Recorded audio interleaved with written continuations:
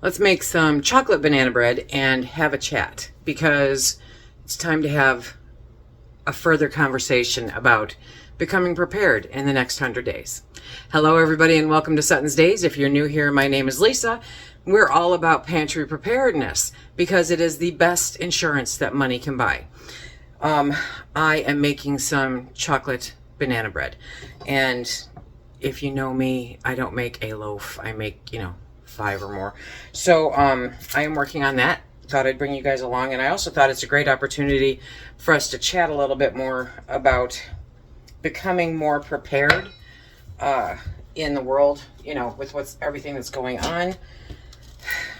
It's just become so important in a world that, where unpredictability has pretty much become the norm, right? Preparing for potential civil unrest within like 100-day period, because there's quite a few of you that said, where do I even start? Is not just a matter of prudence, but it's also a matter of responsibility.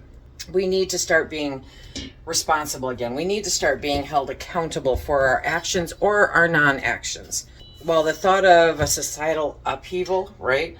It can be daunting. I get it. I mean, sure, would I like to stick my head in the sand? Kind of.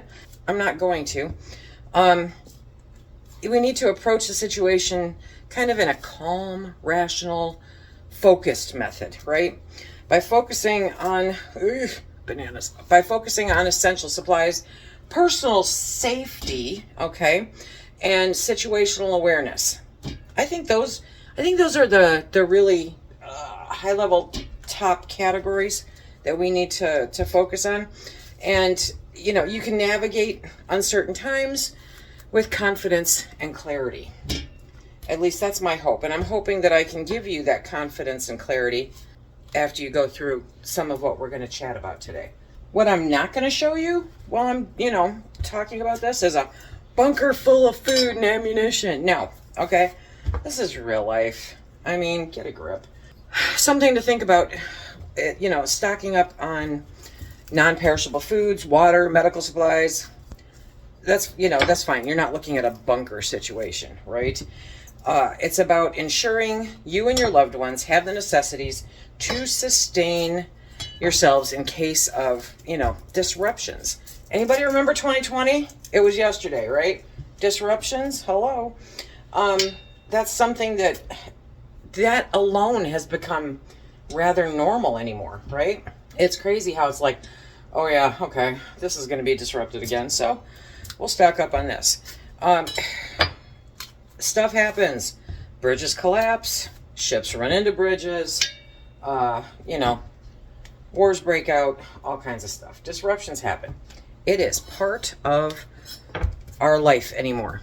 And because we chose to, or somebody chose to become a global economy, it happens much more frequently. And it's a reason why hopefully they're taking a hard look at not being such a global economy, especially with all the stuff that's going on. So it doesn't make sense. Remember that preparation is about empowering yourself to handle what's going on, not panic. Preparation makes it so that you don't have to panic, right? There's no reason to panic if you're prepared. You just kind of sit back, like anybody who had toilet paper in 2020. You just kind of sit back and go, whew, I'm glad that's not me. Because I got it covered. I thought of everything I could think of. Did I miss anything? You probably will. You will probably miss something. You'll have more than most. Equally important to making sure you're stocked up on the things that you need, okay? Not the things that you want, but the things that you need. Maybe throw some wants in there if you've got some extra cash, but need is to stay aware of what's going on around you, okay? Maintaining heightened awareness of your surroundings and the evolving situation. You can get your information in a multitude of ways, right? Through reliable news sources. Now, what do I consider a reliable news source? Your neighbors, your friends, your local news, your local newspaper. If you live in a big city, I can't help you too much there, but listen to the people around you. Listen to what everyone is talking about. That really, really helps. That is a form of local news. You need to understand your local risks and build a supportive community, okay? Yeah, it's really hard. I know. You can't just go out there and say, hey, I'm a prepper. Are you a prepper? You want to team up? No, it doesn't work that way.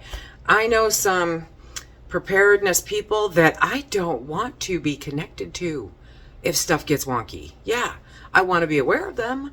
I don't want to be connected to them. So you find your people, okay? But you have to people in order to find your people. And I know for a lot of people, that's difficult. I am somebody who has worked with the general public for 48 years total.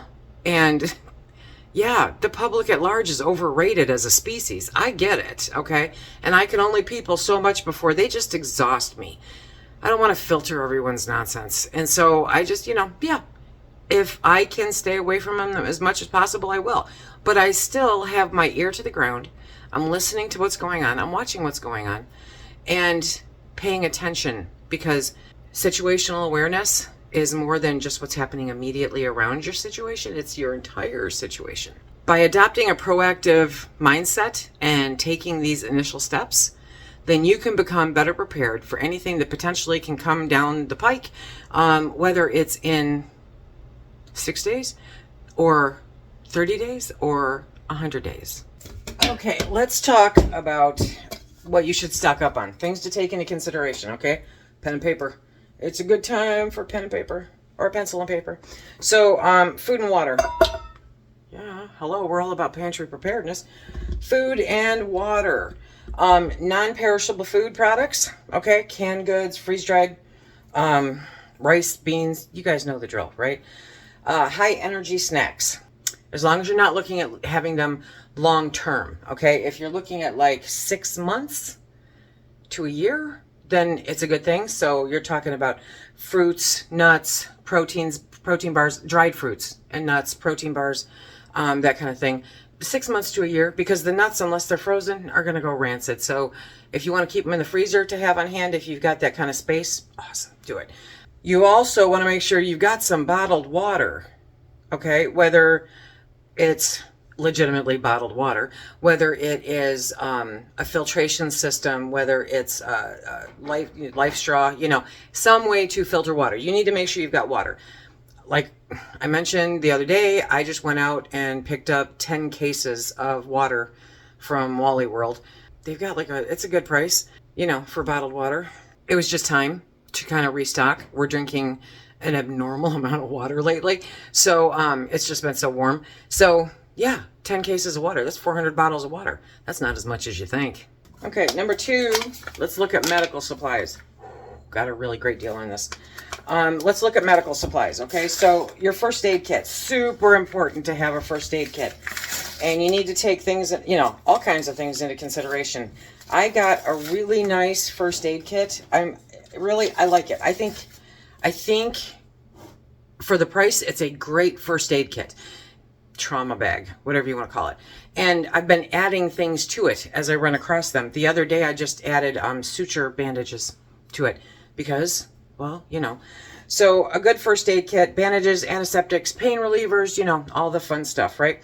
Next, your prescription medication. Talk to your doctor. Now, I know that this is not possible for all prescriptions. Trust me, I know this, okay? But if it's your typical monthly prescription for cholesterol or blood pressure, whatever the case may be, then normally if you talk to your doctor and say, I'd like to have just an extra 30-day supply in case of an emergency, you don't have to tell them why. Just tell them, okay? And they'll work with you most of the time. Most of the time. I'm not guaranteeing it. I'm just saying. Over-the-counter medications like your allergy medications, your antidiarrheal, your cold medications, your, sinus medication, all of that fun stuff. Medical supplies. So first, food and water. Second, medical supplies. Okay, so next is personal hygiene. Yes. If the world is going crazy, you still have to take a bath, okay? Because it's a good idea. Personal hygiene. Think about toilet paper, hello. Wet wipes, I implore you, that's 3, 4, and 5. I implore you, please. I don't even care if the manufacturer says they're flushable. Trust me, they're not, okay? And so your local city water supply or your septic company will love taking your money while they try to fix this. They are not, absolutely not flushable. Don't flush them, okay? Soap and hand sanitizer, that kind of thing. Literally, bar soap doesn't go bad. It actually cures. The longer you have it, the more and more it cures, and it becomes even better. If you are a liquid soap kind of person, then stock up on a few bottles. Check out Dollar General. They seem to have weird sales here and there, okay? And while I do not advocate antibacterial soap as a regular use product, it's good to have a few bottles sitting around, you know, just in case, okay? The other one, if it is applicable, is feminine hygiene products. You want at least a few months of those stocked up. And I know here in the state of Michigan, they finally got to the point where they don't tax us on it now. Thank you. Like we have control over this stuff. Personal safety gear. Yep. Okay. Personal safety gear is just, it's a good idea to have. It's a good idea to have. Now, I think a lot of us have way more than we ever expected to own after 2020 and the following years. However, I kept quite a bit of it. Yeah. Because, hello, it's a prep, okay? So look at things like, you know, masks and gloves. Now, literally, guys, okay, I keep these in my kitchen because I use them all the time. I've got them on an auto ship, subscribe and save, so that I'm stocked up. I get them from Amazon so that it just regularly shows up and I just regularly stack it on my shelf. And it's a beautiful thing, okay? So 3 3/4. Thank you. So take a look at those. You know, having masks is not a bad thing. Sometimes it's really, really a good thing. So, and I'm not talking about the vid. I'm not talking about anything else, okay? It's just, sometimes they're very handy to have. Fire extinguishers are another personal safety gear. I've put this out there a few times. One of my bigger fears is fire. We heat with wood, so I'm very cautious about fire. So there are multiple fire extinguishers. Make sure that they're up to date. Make sure that they're good. If they're not, replace them ASAP, okay? Baking soda. Baking soda. I have mine in a jar, but baking soda. I did a whole video on all the uses for baking soda, and the number one reason why I have big bags of it in the house is because it smothers fire. So if you've got like a fire in the grill or a fire on the stove or a fire in your chimney, baking soda will smother the fire. It's a great thing to have, okay? And the next one is self-defense. The world sucks, okay? Because we have to protect ourselves from just horrible people. Self-defense, whether that is pepper spray or a baseball bat or something a little more permanent. Communication devices. I don't want to talk to nobody. Well, you probably will, okay? So on the off chance that something happens and you can't use your cell phone, and so many of us don't even have landlines anymore, like the fact that most of the phone lines that we have now are basically voice IP, which means it's connected to your internet. So if the internet goes out, your communication goes out. So you need to find other ways to communicate, okay? Battery operated hand crank radios are great to have so you can at least hear what's going on. Super, super handy. Extra batteries or power banks for your phones, okay? Those, I've got them everywhere, literally. Literally, I am a power bank hoarder. It's official. And the other one is two-way radios or walkie-talkies. If you can get into it, if you have taken the test, or if you just want to listen and not talk, or if the stuff really hits the fan hard, who's going to regulate it? Ham radio. Ham radio. Yeah. Now, just listening is a riot. I used to love to listen. Before they took everything digital, my analog scanner would pick up the dudes in the area who were talking every morning over coffee on their ham radio. It was great. So, you know, think outside of the box. Think of different things that you can have on hand. Do you have to have it all? No. You have to have what works for you, and you have to have what you can afford. Should you go into debt for any of this? No, you shouldn't. Do not, okay? But you should make it a priority. It's not just about what you got, okay? It's also about what you are shoring up. And come on. This is the only problem with this mixer. Okay, it's about what you're doing to prepare other than purchase stuff, okay? But sometimes it's a matter of taking a look at your home, seeing what's going on. So, home security. There's so many things that you can look at for home security, okay? Reinforce your doors and windows. Make sure that they're safe and secure. You want to, if you can afford it, install security cameras and motion detector lights. I love motion detector lights. I love solar motion detector lights. We have a set here that are phenomenal. I mean, we're like 300 feet away from it and it lights up the room. It's awesome. And develop a family emergency plan. I cannot emphasize that enough, because you may think that they know. Make sure that they know what the emergency plan is. I forgot about walnuts. I had to go down to the freezer, get some walnuts. Okay, so next is financial preparedness. This is financial preparedness because I don't have to run to the store to get that. But that's not only financial preparedness, okay? Financial preparedness is have some cash on hand. Where do I put it? I don't care. There is no truly safe place, okay? But have some cash on hand. So I don't know how much. Smaller bills is better. Have some cash on hand, okay? Important documents and a fireproof safe. We have been putting all of our really important documents, insurance paperwork, marriage certificate, even though nobody else will claim me, you know, any kind of important life insurance, that kind of stuff goes into a fireproof safe.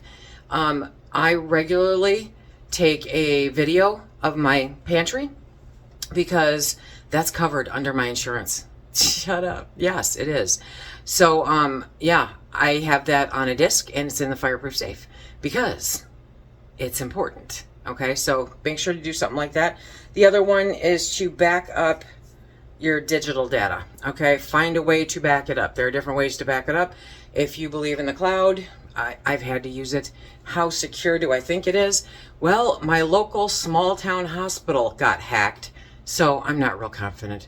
So I don't put anything major serious up there, you know, but back up your digital stuff, you guys. Back up your password lists. Make sure your password lists are updated.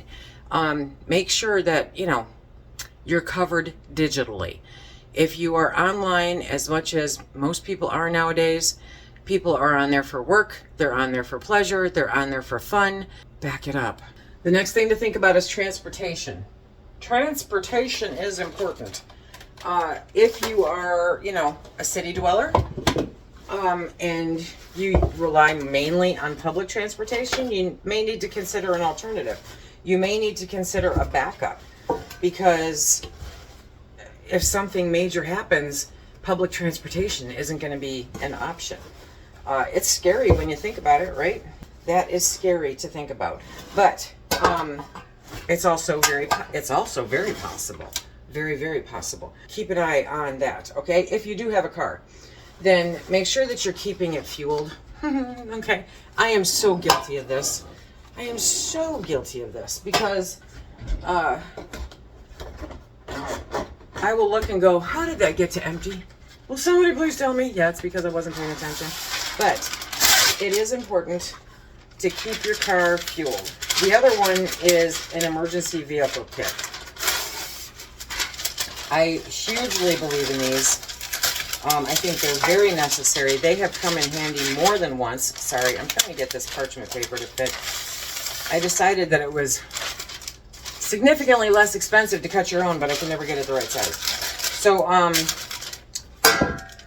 make sure you've got a kit, okay? An emergency kit. jumper cables, spare tire, you know, fix a flat, what, you know, whatever you may need. An emergency car kit is great. And I'm not talking about like your get home bag.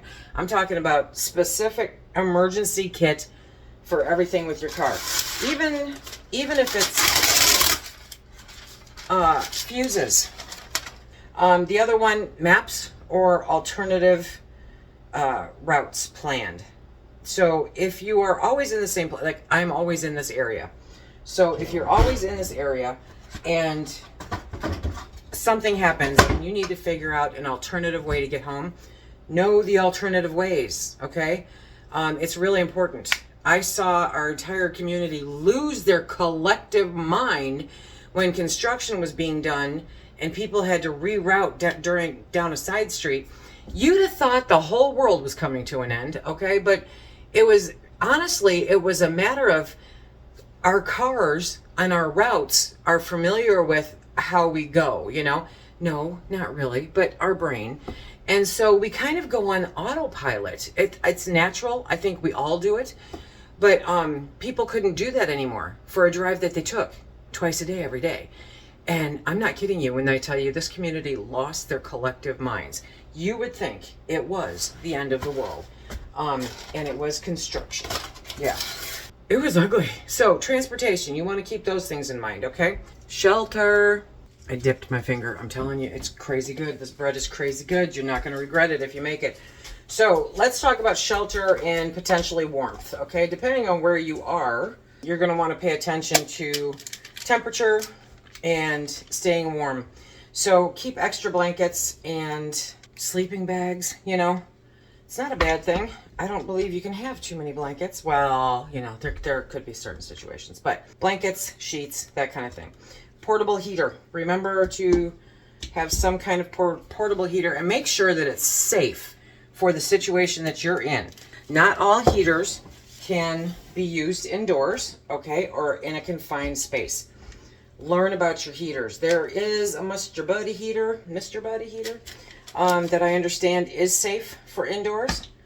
So you're going to need to do some reading, folks. Find a way to stay warm indoors. I mean, we have wood heat, so I've said it before. My least concerning time for any kind of issue is when it's cold, when winter is here, because we have wood heat. I am convinced that, you know, I'll stay warm. Yeah, I will. The other one, you know, a lot of people suggest having like a little pop-up tent, for your living room or a room where you can all, you know, where you can all congregate in it and stay warmer because it's a contained space. Even though you're in a house, in the tent, that contained space in the tent, body heat alone, you know, breathing will warm that up warmer than if you were just in the room. I'm focusing on warmth because in my clock is November. It's cold in November. Can we talk about cooking and lighting? Yeah. I've been asked quite frequently about okay, but how do you cook if there's no power? How do you do this? Okay. I kind of addressed this in another video. I didn't actually show it to you, but I showed you some of the equipment, and there are ways to do it, okay? There are propane burners, there are grills, there are chef camp stoves, you know. There's all kinds of ways to cook if there's no power, if everything is kind of wonky. You need to stock up on some propane tanks. Propane doesn't go bad. So yeah, stock up on propane tanks, okay? Make sure that you do that. So a portable stove or a grill or, you know, any of that fun stuff. Matches, lighters, fire starters, all of the above. Copious amounts. They're good to have. And the other one is flashlights and lanterns and candles, because seeing is so convenient. Situational awareness. Be aware of what is going on around you, immediately around you, a little larger circle, and then in your community. Situational awareness, super important, okay? So monitor the news and the alerts. I'm not saying believe every single word that you hear. I'm saying monitor. You can watch the news without soaking in all of it, okay?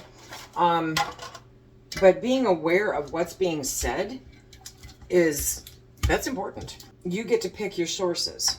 But it's not just a matter of national news, local news, Facebook, your family, conversations you overhear at the drugstore.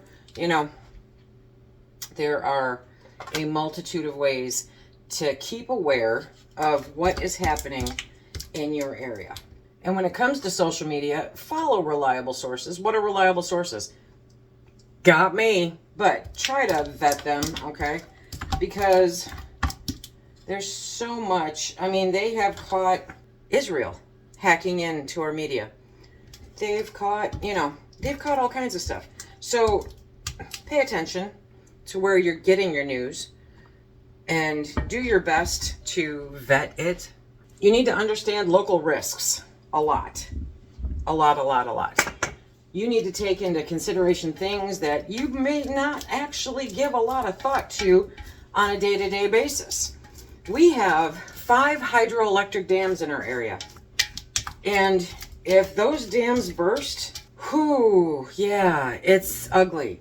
So give some consideration to things like that. You're not wishing for it if you think about it. You're just aware that it's a potential problem and something that you need to be cognizant of. So know the potential hotspots in your area for unrest. That's another one, because not every neighborhood is great. Not every neighborhood is bad.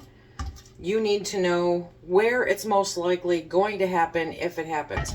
Quite honestly, I don't think that there's a border or a line. This is not like the 60s in Detroit, okay? I think that this has the potential to hit us everywhere. So just be aware of what's going on. Understand your local law enforcement rules and their emergency plans. Ask them. Call up your city superintendent, supervisor, manager, mayor, whatever. Call up their office and say, hey, what are your emergency plans in case? Is there anything that I as a citizen should know in order to make sure that I'm doing the right thing? Because you don't want to be the person that thinks they're doing a good thing and is actually doing all the wrong stuff. I mentioned this earlier, network and community. Network and community is huge.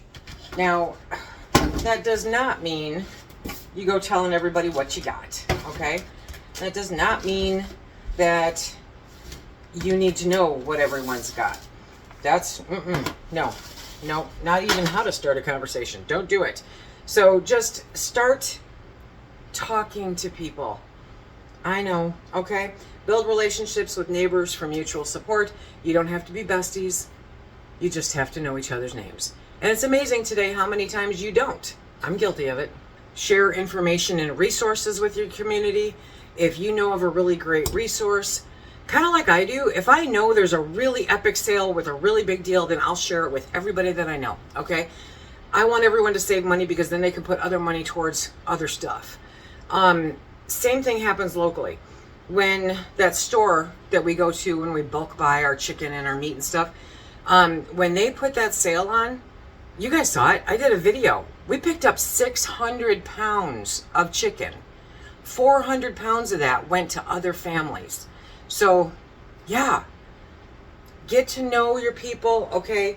Learn to share resources and help each other because, you know, you can't do it alone. Nobody's an island as much as you would like to think so. Establish a communication way for quick information, okay?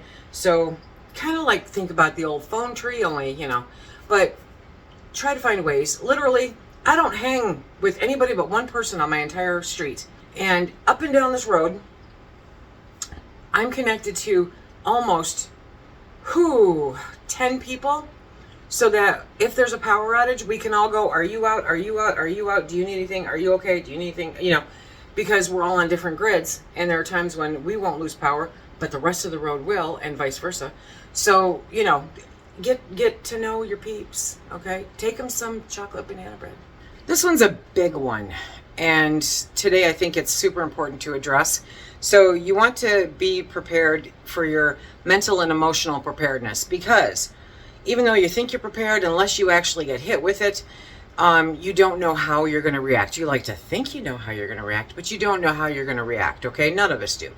So your emotional and mental preparedness is huge. Stay informed, but don't panic.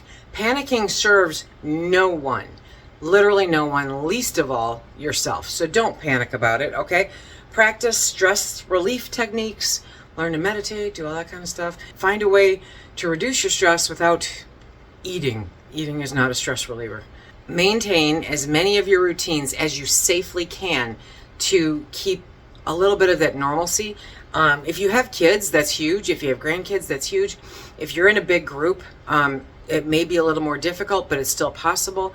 As many routines as you can keep about, I get up at this time, I do this, I do this, I do this. You know, you may have to switch it up a little bit for security purposes. It really depends, but don't drastically change everything. You need some kind of normalcy to help you relate, to help you get through the stress until you find out whether or not it's ever going back. One of my least favorite things is to plan for long-term disruptions. This is totally plausible, okay? Consider sustainable food sources, okay? So stack it to the rafters. Have I mentioned that?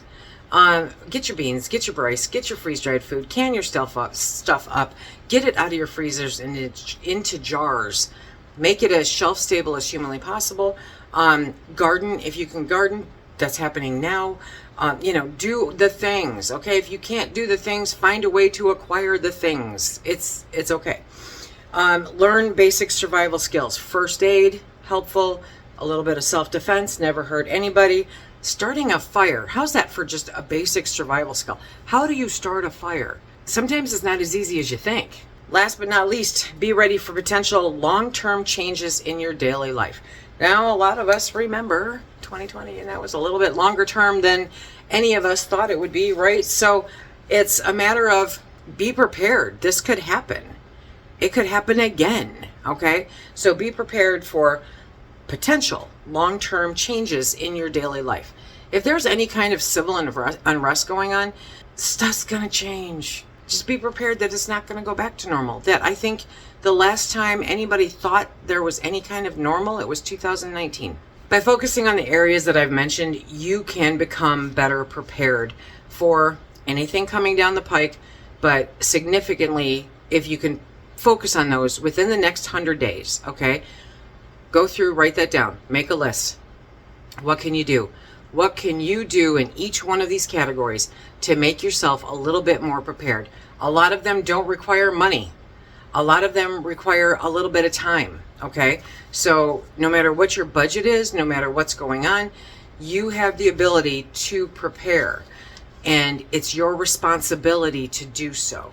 Stay calm, stay informed, be proactive, be part of the solution, not part of the problem, and we can get through this. We can make it through this. Piece of cake, right? No, it's not, and it won't be, and it'll be difficult, and it'll be emotional, and all of the things. But we've done it. We've been through harder times. We'll be through harder times. Let's get prepared for the next 100 days. If you want to check out some of the videos I do about pantry preparedness and things that you can stock up on, check out this list right here. And until next time, everybody, be safe and stack it to the rafters.